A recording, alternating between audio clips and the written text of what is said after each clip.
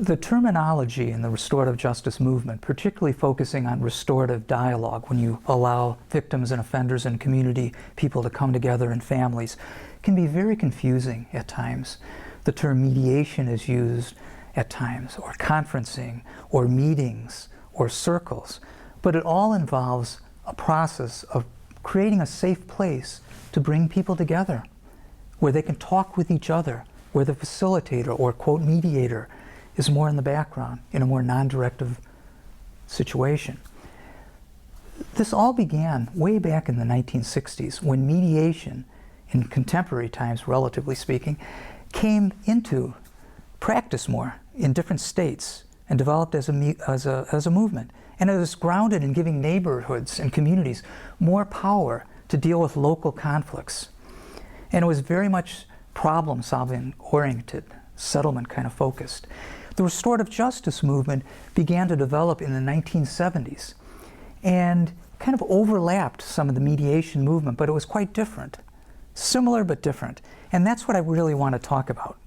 And I want to make something very clear from the point, at this point.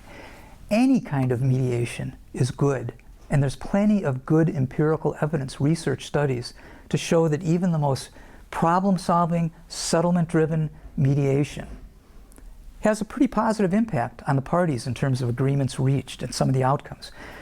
But what I really want to focus on is something we've learned through 4 decades of research and practice in restorative justice, and that is the importance of more of a humanistic approach to mediation or dialogue or conferencing or circles, whatever you call it.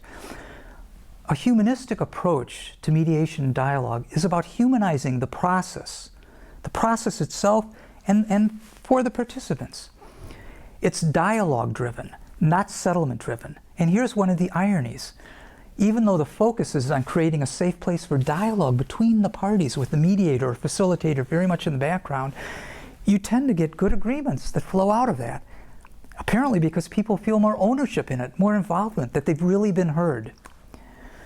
A humanistic approach is not a one-size-fits-all, here's the 5 steps, you must do this first, then this, then this, then this. No. A humanistic approach to mediation and dialogue is a way of being present with people who have been harmed and those who have harmed others. A way of being present with them, not just a way of, quote, doing and talking and fixing. In other words, it's a very humbling process for mediators and facilitators, or whatever term you use for the person who's trying to help them. It's coming to grips with something I've learned so many years ago as a practitioner and as a researcher.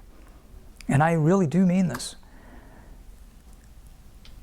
It's my belief that people who come to us and ask help and assistance in entering a restorative justice dialogue process, whether it's called mediation or conferencing or whatever, need us far less than we think they need us. Yes, they need us to clear the path, to prepare them, to create a safe enough place to hold that space. But they also need us to get out of the way, to close the mouth, to be more in the background, not passive, as though we're tuned out and thinking about other stuff. No, no, no. We're totally present. But we're not speaking a lot, where they can feel and sense the energy of our presence. They're confident that we will intervene if anything inappropriate happens or something said that could be harmful. But where we don't jump in all the time to protect them or redirect the conversation. A humanistic approach is very non-directive. It's a mindfulness-based approach. It's a way of learning to silence our mind and our ego, to create a place, a space, where the healing power of stories can flow without interruption, without paraphrasing, without analysis, without problem-solving interventions, where that story of trauma or pain or conflict can flow. A humanistic approach is about deeper listening, learning to listen from the heart as well as the head. Active listening, which is the 101 skill taught in all mediation programs and conflict resolution programs, frankly in many restorative programs. and it's taught in many other human services, it's good in limited ways. From my perspective, it's taught far too much and emphasized far too much because it's easy to teach. It's so skill directed. Here's ABC, how you do it. But it's also something we need to come to grips with and look at it from the eyes and sense of those at the other end of, quote, active listening. It can come across very patronizing at times, almost like we're a therapist with them, like we've got the answers. It can come across disrespectful, particularly when you're working with people from different cultures. At the very least, it can, and this frequently occurs, it interrupts the healing power of story. Because if you're paraphrasing every bite-sized little chunk of what people are telling as they're trying to tell their stories, it interrupts the flow of their energy coming out. Now, I want to make something clear. Active listening is good stuff at certain points, but I really encourage, and from a humanistic perspective, an approach, to first create space for deeper listening. And you don't do that through a technique you learn. The facilitator can create that space by focusing on their own energy, by relaxing, by being mindful of their own energy. Are they tight? Are their muscles tight? Is their mind all over the place? Are they thinking of all kinds of to-do lists and things to do tonight? Is their ego running all over the place like, how can I fix this for these people? How can I intervene? To be mindful of all those things, which are all natural things. I've certainly felt them at different times, but to be mindful of that. And when you become mindful of it, then to focus on your breath, to breathe in slowly, deeper. And that can help us kind of break that connection with our ego running wild in our mind, to focus on just breath work, deeper breath, not just that shallow breathing we do all the time, to relax. I'm probably one of the few trainers you'll ever meet that give permission to people I train to mess up, to screw up. I don't want you to, but I would rather you forget some of the, quote, techniques and be more focused when you're actually with the people, to be relaxed, comfortable, with silence, more mindful of your own energy and the other energy of the other people. Because if you're more relaxed and mindful of what's going on, people are amazingly forgiving. If you forget some item you should have mentioned in the opening statement, you can pick it up later. On the other hand, if you become so focused on reading a script, or here's a checklist, I must cover all of these items, and you're moving these papers around on a table and to make sure you do it perfect. You could do it, quote, perfect. But the energy of what people are experiencing is something very, very different. It's not an inviting, comfortable feeling.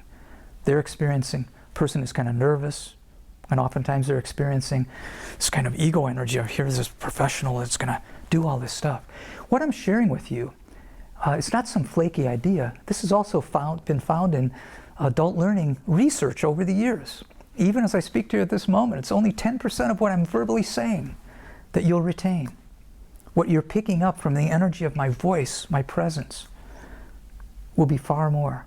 And if we had more time to actually practice this and experience some of what I'm talking about, you'd learn even far more. The point is, the most powerful communication means of the human species is not what comes out of our mouth. Words are important, sure. We need to be clear in what we say. But we need to get away from this illusion that it's words, written words, or just verbal words, that's where the power of our communication comes through.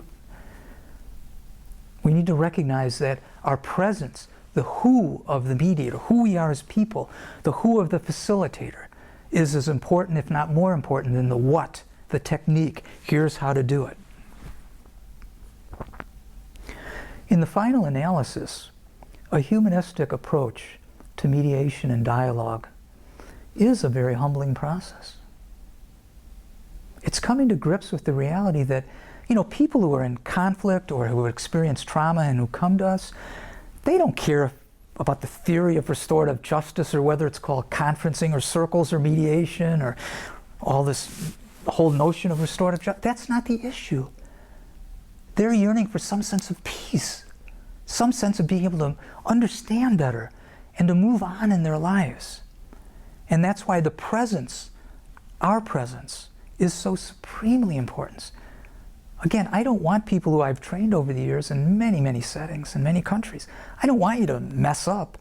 But if you do, if you forget some of the little guidance that we've learned over the years and some practices or techniques, it's okay.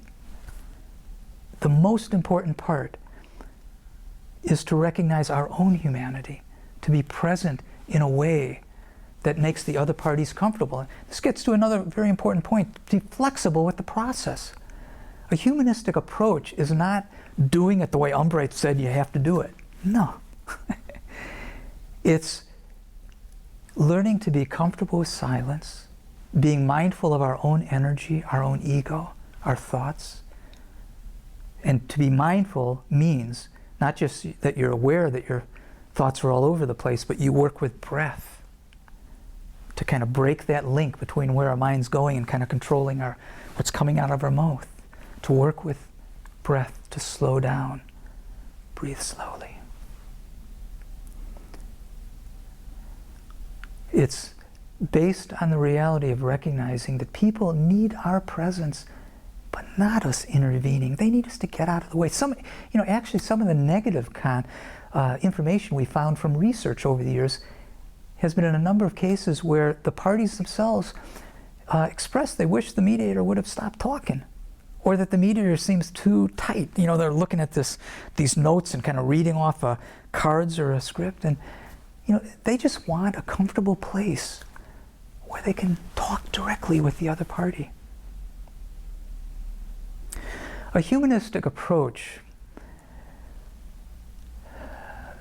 is based on showing a great deal of respect for the strength and resilience of all parties. Even if they're very angry at each other at this moment and seemingly far from any kind of problem solving or resolution, to recognize that all people have tremendous strength and resilience.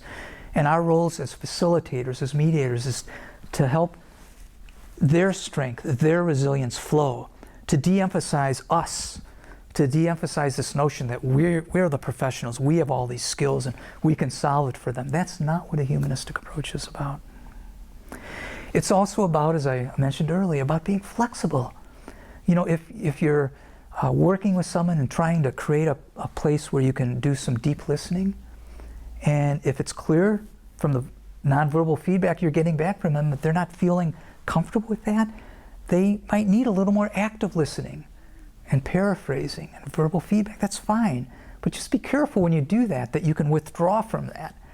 Because most of us as professionals and volunteers, once we start talking, we keep talking. It's hard to reel it back in. In the final analysis, a humanistic approach to mediation and dialogue is about being real. It's about being authentic. It's about recognizing that we are all wounded. We all have wounds, and we all have strengths. And those roles change at different points in our life's journey, the journey of those we're with. It's the ultimate strength-based perspective of working with people, and it's not just unique to conflict or trauma. It's also in nursing and teaching and many other fields, focusing on the strengths of people, not their wounds or brokenness, even though we recognize that we all have those wounds at different levels.